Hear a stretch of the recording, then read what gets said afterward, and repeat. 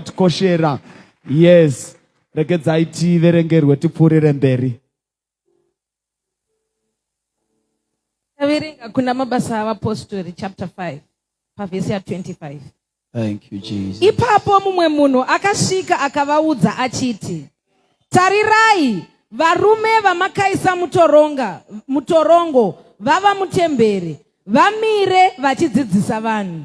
Zvino mutungamiriri wavarwi navatariri vakaenda vakauya navo vasingaiti nesimba, nokuti vakanga vachitya vanhu kuti vangatakwa namabwe. Vakati vasvika navo vakavaisa kumakurukota, mupirisita mukuru akavabvunza achiti, ko hatina kukurayirai zvikuru kuti murege kudzidzisa nezita iri here? Zvino tarirai, mazadza Jerusarema nokudzidzisa kwenyu. Mazadza Jerusarema nekudzidzisa kwenyu. Peter ndokuti kudii? Muchida kuti ropa romunhu uyu riuye pamusoro pedu. Zvino Petro navaapostora vakapindura vakati, tinofanira kuteerera Mwari kupfuura vanhu. Tinofanira kuteerera Mwari kupfuura vanhu. Andei? Mwari wamadzibaba edu wakamutsa Jesu, iye wamakauraya muchimuturika pamuti. Mwari wakamusimudza iye noruoko rwake rworudyi ave mutungamiriri nomusununguri, kuti ape vaIsraeri kutendeuka nekanganwiro yezvivi. Isu tiri zvapupu zvamashoko iwayo. Tiri zvapupu zvamashoko iwayo. Nomweya mutsvenewo wavakapiwa naMwari ivo vanomuteerera. Zvino ivo vakati vachizvinzwa, vakafa neshungu, vakada kuvauraya. Vakafa neshungu, vakada kuvauraya. Iyo ivhangeri ine vamwe vakaishumira kusvika paita vanzwa shungu zvokuda kuvauraya. Haleluya. Verenga mwanangu. Ipapo mumwe muFarisi wainzi Gamarieri, mudzidzisi womurayiro, waikudzwa navanhu vose, akasimuka pamakurukota akarayira kuti vapostora vabudiswe chinguva chiduku. Akati kwavari, varume vaIsraeri, chenjerai zvamunoda kuitira vanhu ava. Nokuti kare kwakambomuka Tudhasi achiti, ndiri munhu mukuru, vanhu vanenge 400 vakamutevera. Iye akaurawa, navose vaimuteerera vakaparadzirwa nokuparadzwa. Shure kwomunhu uyu, Judhasi weGarirea akamuka pamazuva okuverengwa, akatsausa vanhu kuti vamutevere. Iye akaparara, navose vakamuteerera vakaparadzirwa. Zvino ndinoti kwamuri, musabata vanhu ava, muvarege, nokuti kana kufunga uku nebasa iri zviri zvavanhu zvichaparadzwa. Yes, tirovere maoko, muverengi weshoko achigara pasi. Aiwa, muroverewo maoko. Waverenga zvakanaka, waverenga zvakanaka. Mangwanani ano kwenguva diki diki, Mwari vachinditendera, ndinoda kushumira musoro weshoko wandangoti Holy Spirit my strength. Hallelujah. Munga munhu ngamboti Holy Spirit my strength. Iti Mweya Mutsvene simba rangu. Iti Mweya Mutsvene simba rangu. Regedza ndidzoke kumashure zvishoma. Uchaona kuti Jesu uri panyika yavapenyu. Une varume vaakafamba navo.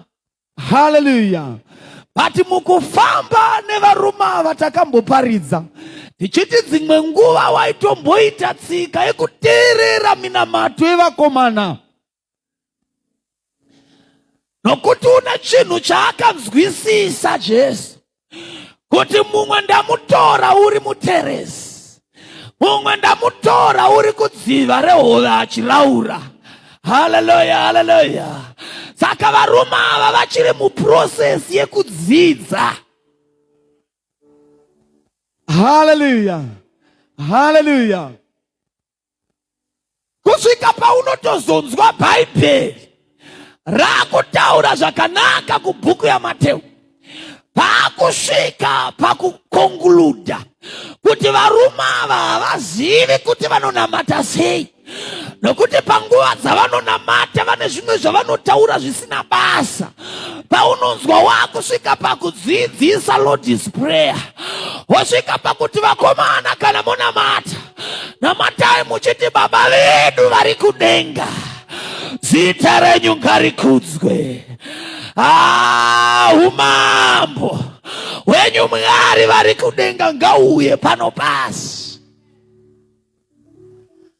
sezvazviri kudenga. Haleluya, haleluya, haleluya. Jesu unopfuurira mberi nerwendo, unosvika paanozvipa sechibayiro willingly. Haleluya, haleluya. Pasina kumanikidzwa.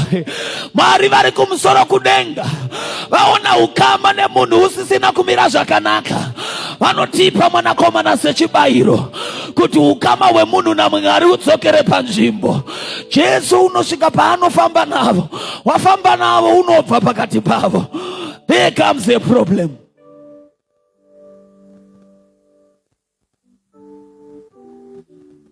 Jesu wabva pakati pavo, anomeka sure kuti avapa instruction. Inova ndo yandoda kushumira pamusoro payo. Jesu unoti, vakomana ini ndakuenda, asi imi musatye imi, nekuti handisi kukusiyai muri moga. Ndo pane mharidzo yangu. Fear not James, fear not Peter. Ini ndini ndakubva pakati penyu, asi handisi kuzokusiyai muri mega, ndichakusiyirai Mweya Mutsvene. Vati dambudziko parava yeudhataipo ndepekuti vakomana vaziva kuti Mweya Mutsvene achanga ari pakati pedu, but havasi kuziva kuti how.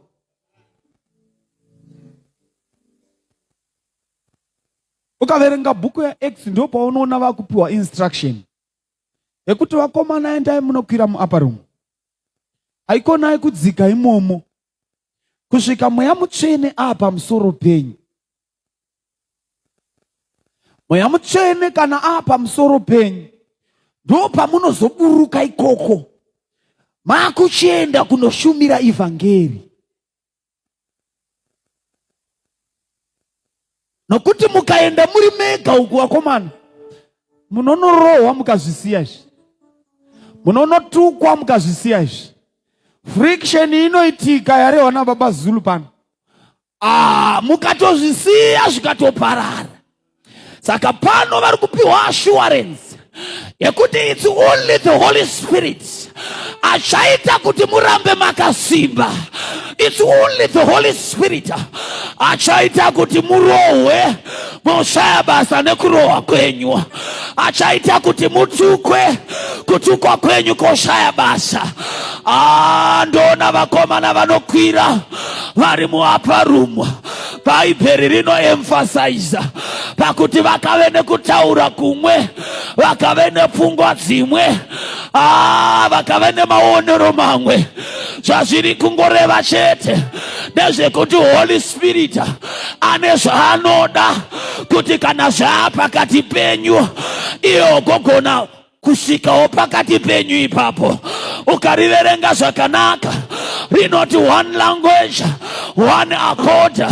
Zvoreva izvo kuti vari mumusoro imomo vakafunga chinhu chimwe chete chekuti vana baba nana amai, kumusoro kunotafambira imwe chete.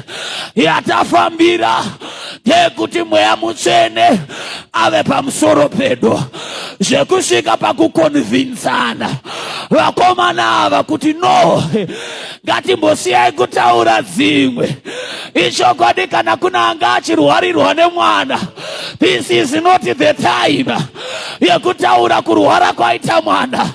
This is not the time yekutaura kushaya mari kuri kumba. This is not the time yekutaura kunetsa kwamasivanda. This is not the time yekumbopomera vanachera. Inguva yekurindira Mweya Mutsvene kuti kana auya pamusoro pedu, tine basa rakatimirira, tine rwendo rwakatimirira, tine nzira vana baba nana amai yatinoda kukura, yatinoda kugadzira, kuti generation ichazouya iwane pekutangira. Holy Spirit, your strength. Holy Spirit, my strength. Hallelujah, hallelujah. Hallelujah, hallelujah. Koka volume mshana.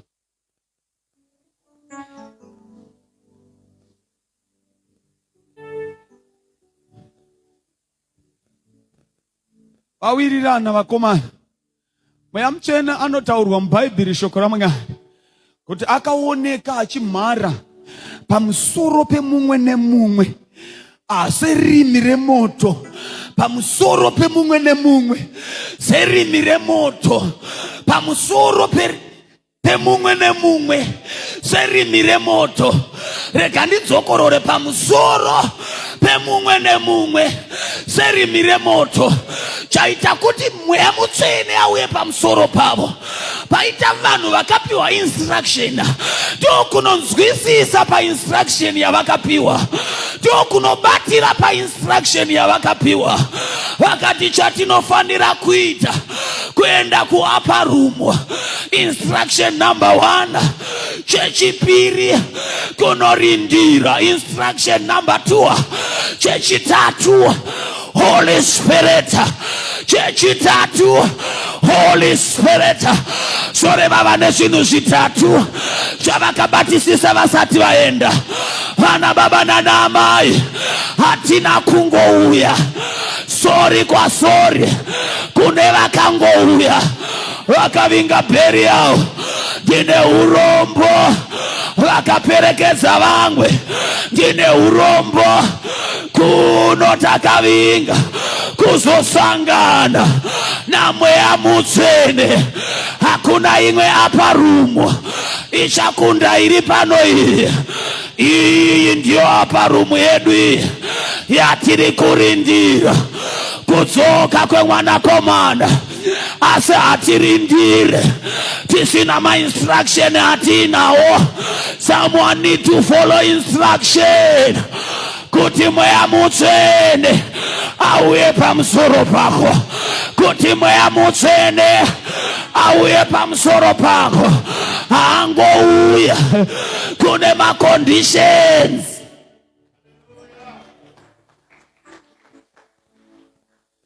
Peter, ukafunga kuti iwe ukanzikwira iwe ogara unopesana na Mweya Mutsvene. Mweya Mutsvene anzi anorindirwa kuapa room.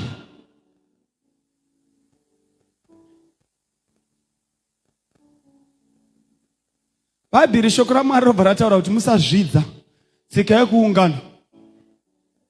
Saka usiri iwe wakatotanga tsika yekuungana. Ndine urombo kuna anorovha chechi. Mwari ngavakubatsire ungofollowa instruction. Pane mamwe ma-instructions ekuti ukangomateedzera chete watowana nyasha dze-instruction yacho iyoyo. Kunoita kugorerwa, madzimai uyai kuchina, madzimai uyai kuchipiri. Pamwe pacho ukauya kuchina usati watodzidziswa, watowana grace dzekungo-obeya. Akuno here na scripture inoti obedience is better than sacrifice. Kungo-obeya kune nyasha dzako. Anzi uyai kuprayer musi weTuesday. Atongouya kuprayer atopateka nyasha dzedhei iroro asati anamata.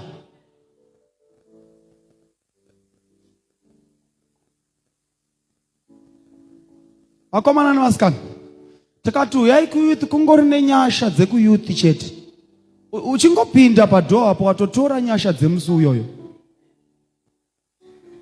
The fun part of grace, the fun part of nyasha, hausiriwo no-apply padzinofanira kushanda. Muridzi wadzo ndiye anoziva padzinofanira kukushandira. You need to wake up.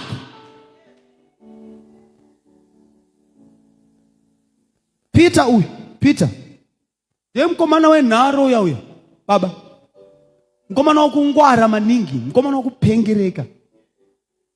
Patakutonyatsoona kuti uyu mukomana uyu abva pakati pedu, I am exposed because haasisipo. Saka zvaakareva ndochete zvandofanira kutotevera. Dzungu rese hwa raPeter uyo akananga kuupper room.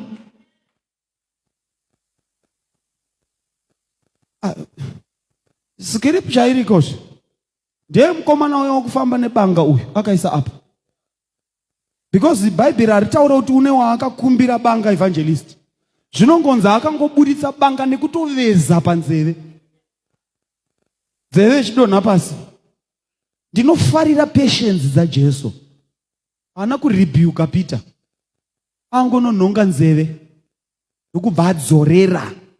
Ataura akati no, hatishandise maweapons Peter. This is not the time yet. Uri kuona chiri kuitika manje kuna Peter. Apa nzeve yadzorerwa, it's a miracle. Yaari kutoona, ari kudzidza. Dambudziko ndere maKristu anofamba asingade kudzidza.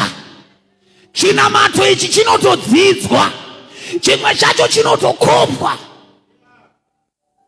Miraone tifambe naye iye mukomana. Miraone Peter wedzungu.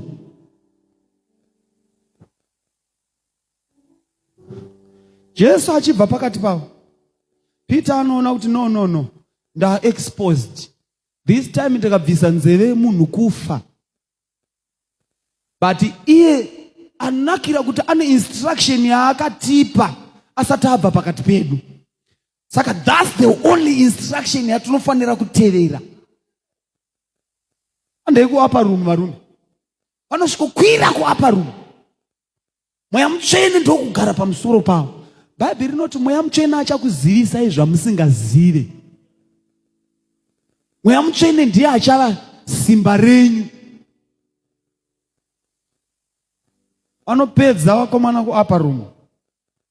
Vanodzika. Indofunga kuti vakomana vakatongofungidzira kuti zvanyore. Mweya mutsvene uya pamusoro pedu. Takuchinoparidza. Akuchina achatibata. Unoziva kuti Elder Zulu maita kunge muri kuprofita zvandiroda kuparidza. Ndatoti ako munhu uyo akuprofita kawo. Mwari ngakuitirei zvakanaka Prophet Zulu. Hallelujah. Vakafunga kuti zvanyore. Nokuti instruction yati kana mweya mutsvene apa musoro penyu muchabva maenda kunoparidza. Ndizvo? Ukadzokera kumanifesto yaJesu iya iri kuna Isaiah. Aitaure nezvekurohwa kwavo baba. Aitaure nezvekuiswa mutirongo. Ivo vakangonogara pamanifesto chete. Taakutonodzinga mamhepo. Taakunoporesa vanorwara. Vakasungwa vakutonosunungurwa. Kunyeba here. Ichokwadi. But kuseri kwazvo kune zviriko. Zvinova ndo zvandamirira pano tikoshera. Yes. Regedzai tiverengerwe tipfuurire mberi. Taverenga kuna mabasa avapostori chapter 5 pavhesi ya 25. Thank you Jesus. Ipapo mumwe munhu akasvika akavaudza achiti, tarirai, varume vamakaisa mutorongo vava mutemberi, vamire vachidzidzisa vanhu. Zvino mutungamiriri wavarwi navatariri vakaenda vakauya navo vasingaiti nesimba, nokuti vakanga vachitya vanhu kuti vangatakwa namabwe.